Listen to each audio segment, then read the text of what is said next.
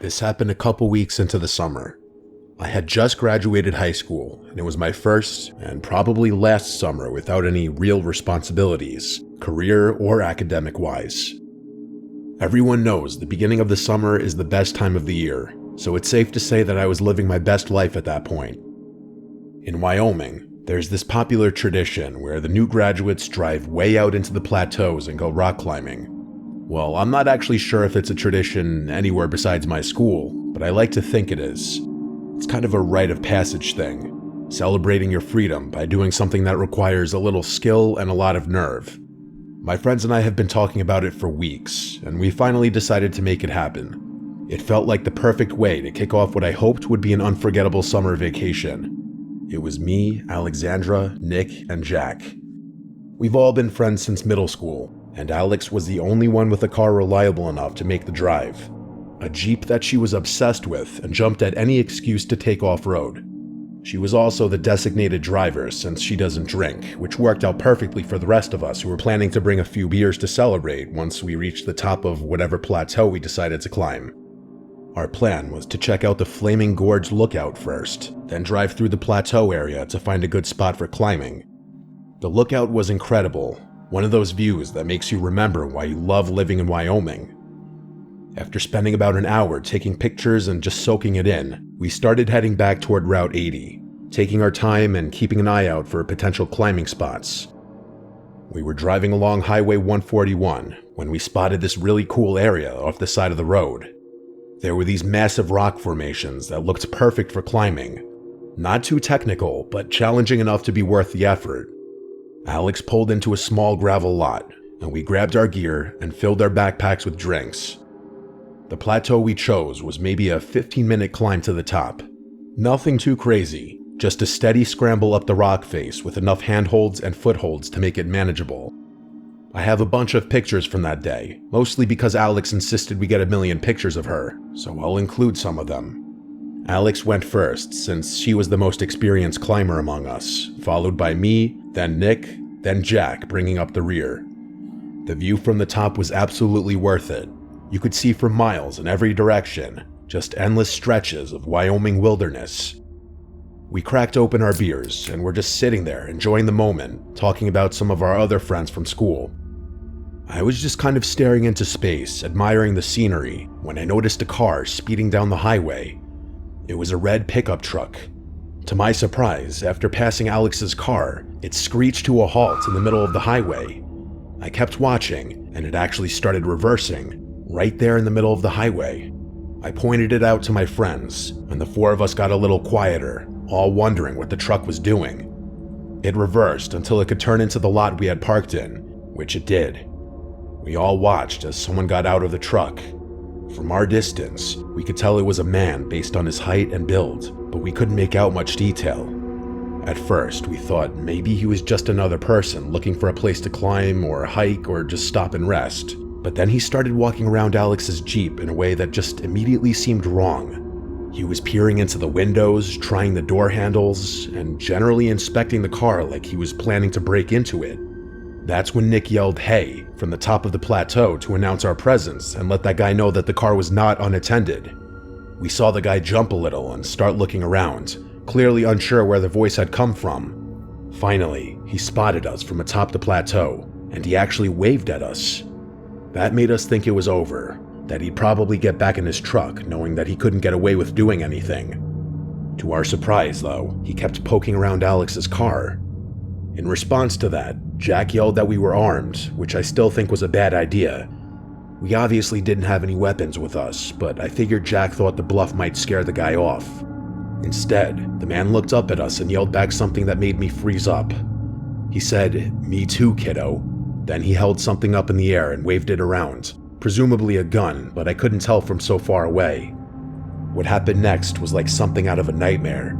The man started ramming his shoulder and elbow into the Jeep's windows, clearly trying to break in. We could hear the impact even from where we were sitting.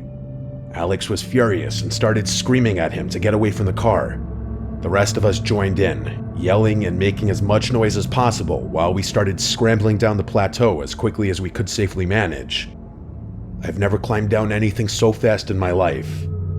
By the time we heard the sound of glass shattering, we'd made it to the ground and were sprinting across the lot toward the Jeep.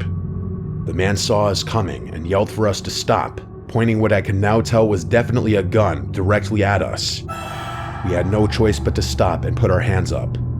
The man told us to throw our phones and wallets on the grounds, which we did without hesitation. Then he ordered us to walk backward while he collected our stuff, keeping the gun trained on us the entire time.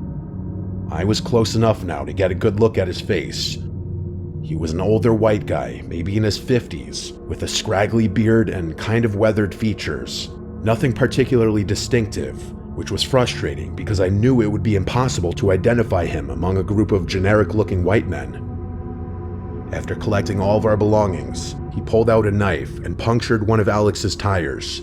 Then he walked back to his pickup truck, which I noticed didn't have any license plates, and drove off without another word. Alex was livid, and I don't blame her. I was mostly scared from being held at gunpoint, but if I were in her shoes, I'd be furious as well. Not only had this guy robbed us and damaged our car, but we couldn't even call the police or chase after him since he'd taken our phones and disabled the Jeep. Jack and I changed the tire as fast as possible, but I'm pretty sure all of us knew there was no way we'd be able to do it quick enough. Once we were back on the road, Alex drove as fast as she could in the direction the pickup had gone, but he was long gone. We gave up soon after that. Nick knew the way back to town by heart, so we decided to just head home and figure out what to do from there. As soon as we got to Alex's house, we used her mom's phone to call the police. We gave them a description of the man and his truck, but without license plates or any other identifying information, there wasn't much they could do except keep an eye out for someone matching the description. We never heard anything back from the police, obviously, and as far as I know, the guy was never caught. It completely ruined what should have been one of the best days of our summer, and I don't think any of us felt safe going out to remote areas like that for at least a few months. I definitely didn't.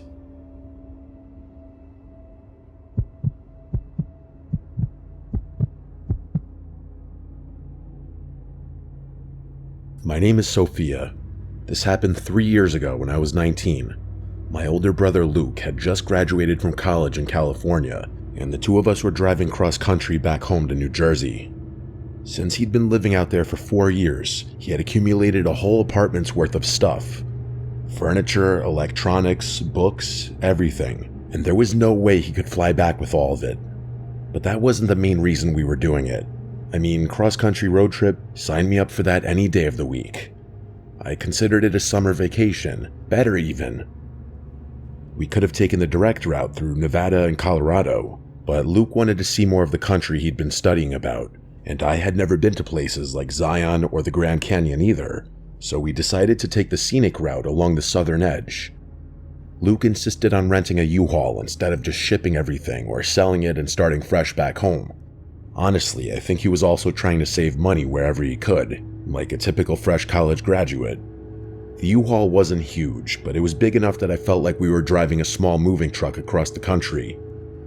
Before we left, both our parents and pretty much every travel forum we looked at had the same warning: be careful in New Mexico. It wasn't that the whole state was dangerous, but there were stories about scams targeting travelers, along with crime in some of the smaller towns and just generally sketchy situations in the more remote desert areas. Our dad specifically told us not to stop there unless we absolutely had to, and if we did, to stick to major gas stations and get back on the highway as quickly as possible. Luke and I agreed that we'd just drive straight through New Mexico without stopping. We'd fill up in Arizona, drive through as fast as possible, and stop again once we hit Texas. It seemed like a reasonable plan. The first part of the trip was amazing. Zion was incredible, and the Grand Canyon was everything I'd hoped it would be. Driving through Arizona was actually really beautiful in a way I hadn't expected, but somewhere in the remote stretch of New Mexico, our plan fell apart. The U-Haul was getting worse gas mileage than Luke had anticipated, and the gauge was dropping faster than we'd calculated. In hindsight, it was probably a little naive to assume we'd be able to make it through the whole state without stopping. We started looking for the next gas station along the highway, but according to our GPS, it was still about 40 miles away. The gauge was already below a quarter tank, and Luke was getting nervous about whether we'd make it. He pulled over to check the map, and that's when we realized we didn't really have a choice. There was a small town about 10 miles ahead that showed up on the GPS as having a gas station. It wasn't ideal, but it was better than risking running out of gas in the middle of the desert. The town was tiny, probably no more than a few hundred people, if that. It had that weird stillness that some small desert towns have, like everyone's inside hiding from the heat even though it wasn't particularly hot that day. There were a few rundown buildings, a small main street, and not much else. We didn't see any other travelers or cars passing through, which felt strange since we were still relatively close to a major highway. The gas station was one of those generic places with a few pumps and a small convenience store attached. As Luke was filling up the tank, I noticed we were getting some odd looks from the few locals who were around. Nothing aggressive, just lingering stares that made me uncomfortable. There was this guy leaning up against the convenience store smoking a cigarette who I kept catching eyes with, and I had to physically force myself not to look at him. I told myself it was probably just because we were obviously not from there, and we were driving a U-Haul with California plates, but nothing happened. After Luke finished fueling up, I tried to navigate us back to the highway. That should have been the simple part. We could literally see the highway from certain intersections in the town, but every road we took seemed to lead us further away from it. It was the strangest thing. We'd drive toward where we knew the highway was, and the road would curve or dead end or just take us in the completely wrong direction. It was like the entire town was literally designed to inconvenience us, as ridiculous as that sounds. And before you ask why we weren't using the GPS, well, we were. Or at least we were trying to. But it wasn't helping. It was clear that Google hadn't updated that location in ages, because the map kept routing us to roads that didn't exist anymore, or were inaccessible entirely. And on top of all of that, the signal was practically non-existent out there, so it would go through cycles of brief connection followed by nothingness for minutes on end. We ended up driving around the same few blocks multiple times, and I was getting increasingly anxious. Luke was trying to stay calm, but I could tell he was frustrated too. It started feeling more and more unnatural, like there was something uninviting about that place that we were supposed to have stayed away from. I can't describe it, but that feeling of literally seeing the highway but never being able to actually reach it was just so bizarre and deeply unsettling. After another 20 minutes of driving in circles, Luke decided to go back to the gas station and just ask for directions the old-fashioned way. I begged him not to, but he practically yelled at me, saying we were literally trapped in the one place we were told to stay away from. I could tell he was pretty freaked out at that point, so I just kept my mouth shut. After returning to the gas station, he went inside while I waited in the van. When he came out, he had this worried expression on his face. He got in and said the guy working there had given him directions, but they seemed unnecessarily complicated. According to the clerk, we needed to drive 17 miles in the opposite direction from the highway through some desert back roads to eventually loop back to an on-ramp. I stared at him like he had lost his mind. In what world would we need to drive 17 miles in the wrong direction when we could see the highway from where we were sitting? I asked Luke what the guy was like, and he said he seemed friendly enough, but there was something off about how confident he was about the directions. Like he was trying really hard to convince Luke that this roundabout route was the only way. Luke also mentioned that the clerk had been asking a lot of questions about where we were going and how long we would be traveling. Before I could even say it, Luke was like, "I don't trust it whatsoever. We need to get the hell out of here." He just started driving, and I didn't object. He eventually pulled over on a quiet side street to figure out what to do next. The GPS still wasn't functioning properly, and I felt myself beginning to hyperventilate. There was a little part of me that couldn't help but think something really terrible was about to happen. And then, as if on cue, a dusty pickup truck pulled up beside us. I felt my heart starting to race, and I looked over at Luke, who, from what I could tell, was already preparing to speed off should it come to that. The truck's window rolled down, and the guy asked Luke if we had broken down or were lost. Luke stared at the guy for a good few seconds before answering, clearly trying to gauge whether we were in danger or not. I sat there in the passenger seat trying to control my breathing. That's how freaked out I was. Had I been alone, I don't know what I would have done. After a tense few moments, Luke just said we were heading for the highway. He also described the route we were planning on taking to get there, which I realized were the directions the gas station clerk had given us. I didn't have the best view of the man from where I was sitting, but based on the tone of his voice, it sounded like he got really serious after hearing my brother speak. He asked us if we were crazy and said we should definitely not follow those directions. He went on to say that the route my brother had described would take us toward a really desolate area that was suspected to be a drug-running hotspot.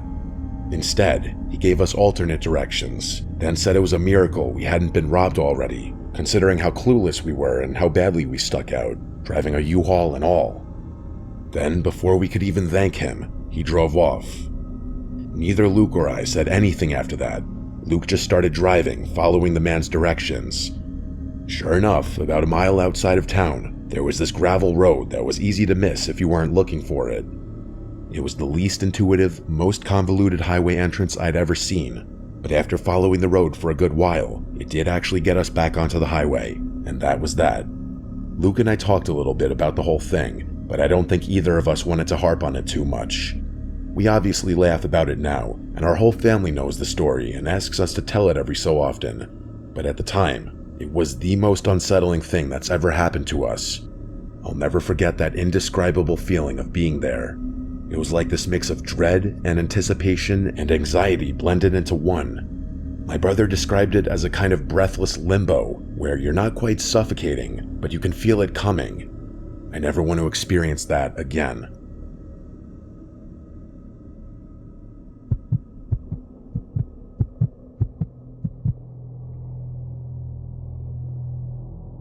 This happened 5 years ago, 5 summers ago to be exact. My girlfriend at the time, let's just call her PS, had just graduated from college, with me having graduated a year earlier. We aren't together anymore, but there's no bad blood between us, and I don't regret a single bit of our relationship, even though it eventually fell apart. She was mixed, half Croatian and half Brazilian, and the two of us had always talked about going on a European trip together after finishing college. And if there's one thing you should know about PS, it's that if she put her mind to something, she was going to stop at nothing to see it through. Call it the Latin blood. That's always the joke I made. That's just how she was. So as soon as she graduated, the two of us started planning the summer vacation we had always fantasized about. There was one glaring issue though. We were both painfully broke, so we'd have to cheap it.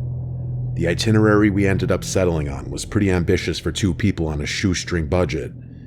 We'd spend a week in Croatia, finishing up with 2 nights in Rijeka, which was PS's grandparents' hometown.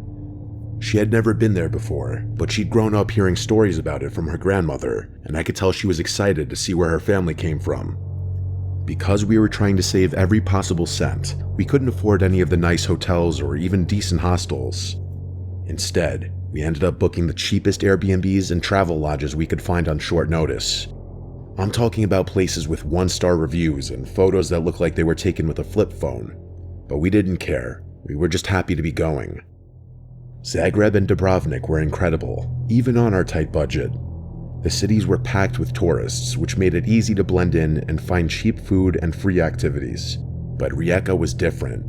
It's a port city on the northern coast, and while it's technically on the water, it's not exactly what you'd call a beach destination. More importantly, it definitely wasn't a popular tourist spot. Walking around, PS and I were clearly some of the only foreigners in the entire town. That should have been our first red flag, but honestly, we kind of loved it. PS speaks decent Croatian, not fluent, but enough to get by, and I was picking up bits and pieces as we went. We spent our first day just wandering around talking to locals, soaking up the authentic Croatian experience we couldn't get in the touristy cities. PS is one of those people who can strike up a conversation with anyone, and I'm pretty talkative myself, so we were having a blast just chatting with shopkeepers and random people on the street. Everyone seemed friendly enough, though I did notice we were getting some lingering stares. Not the usual curious looks you'd expect tourists to get.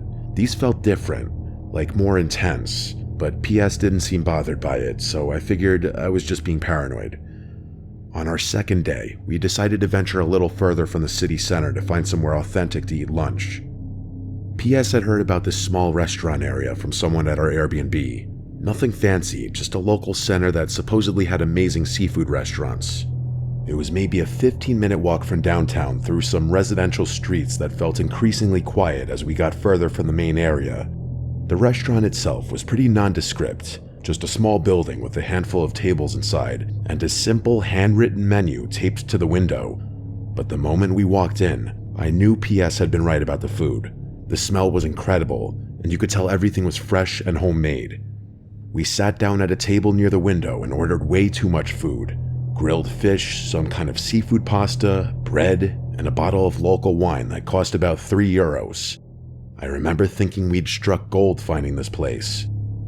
The food was absolutely fantastic, better than anything we'd had in the touristy restaurants, and it was costing us practically nothing.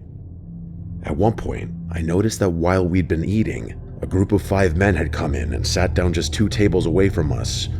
They looked rough, the kind of guys you'd cross the street to avoid in any country, but they were just sitting there eating, not really paying attention to us as far as I could tell.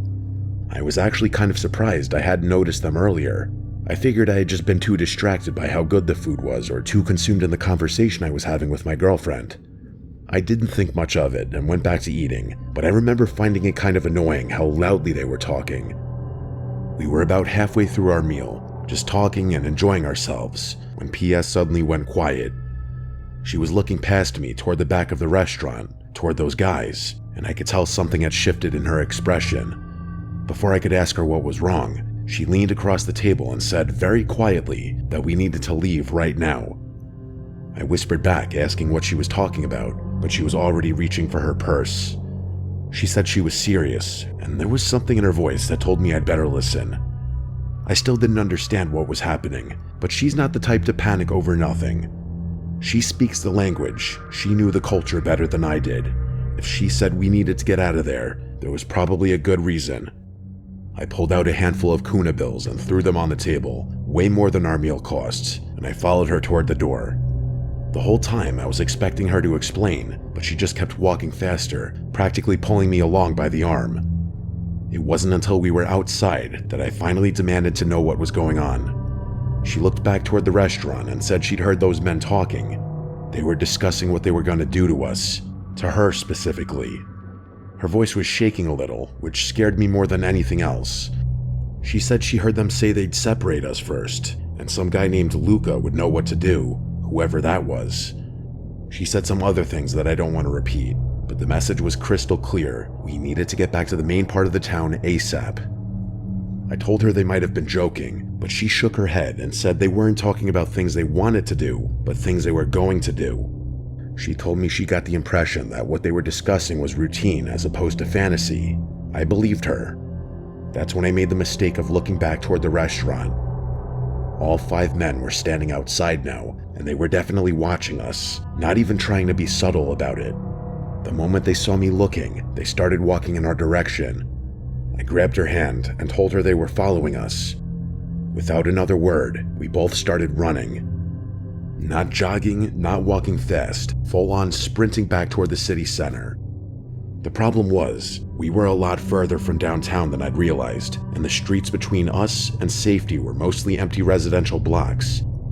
I could hear footsteps behind us, and when I glanced back, all 5 men were chasing us now. They weren't even pretending anymore. They were just straight up pursuing us through the streets. It was downright terrifying. PS was in better shape than me, but I somehow managed to keep up. Probably because of adrenaline. We ran for what felt like forever, turning down random streets, hoping we were going in the right direction. Finally, after maybe 10 minutes of the most intense running of my life, we started seeing other people on the sidewalks and hearing traffic. The men stopped chasing us as soon as we hit the busy area. I looked back one more time and saw them just standing there, maybe 2 blocks behind us, watching us but not coming any closer. It was like they knew they couldn't do whatever they'd been planning once there were witnesses around. We were both completely out of breath and shaking from adrenaline. She was crying a little, though she was trying to hide it. I'd never seen her that scared before, and it made the whole thing feel even more real. We found a cafe in the main square and sat down, trying to process what had just happened. That's when this older Croatian guy at the table next to us, who must have overheard us talking in English, leaned over and asked if we were okay. When we explained what had happened, he just shook his head and called us idiots. Not in a mean way, but like he couldn't believe how naive we'd been. He said tourists shouldn't wander around alone in that part of the city, especially not obvious foreigners like us. Then PS described the restaurant we'd been to, and the guy's expression got even more serious. What he told us literally made me dizzy. He said we'd basically walked into a known hangout for local criminals, that the place was connected to some kind of organized crime group that operated in the area. He seemed genuinely concerned for us, like we'd narrowly avoided something really bad. I mentioned something about notifying local authorities, and he just laughed, but he didn't elaborate further. Then he paid for his coffee and promptly left the cafe. PS and I didn't linger much longer. We got up after catching our breath and headed straight back to our Airbnb. The rest of our trip was basically ruined. We were too spooked to leave our room except to grab food from places right in the city center. We spent our last day just sitting inside, watching TV on my laptop and counting down the hours until our flight. Looking back, I'm incredibly grateful that PS had the presence of mind to get us out of there when she did. If she hadn't understood what those men were saying, or if she'd hesitated even a little bit, I don't know what would have happened to us. It's one of those experiences that makes you realize how quickly a normal day can turn into something genuinely dangerous, especially when you're in an unfamiliar place where you don't fully understand the local dynamics. I honestly still feel pretty stupid for being so casual in a foreign country. I know that's one of the most dangerous things you can do, especially if you look nothing like a local. We didn't talk much about the incident after we got home, but I know it affected both of us. PS had always been fearless about traveling and exploring new places, but I think that day in Rijeka changed something for her. Because it certainly did for me.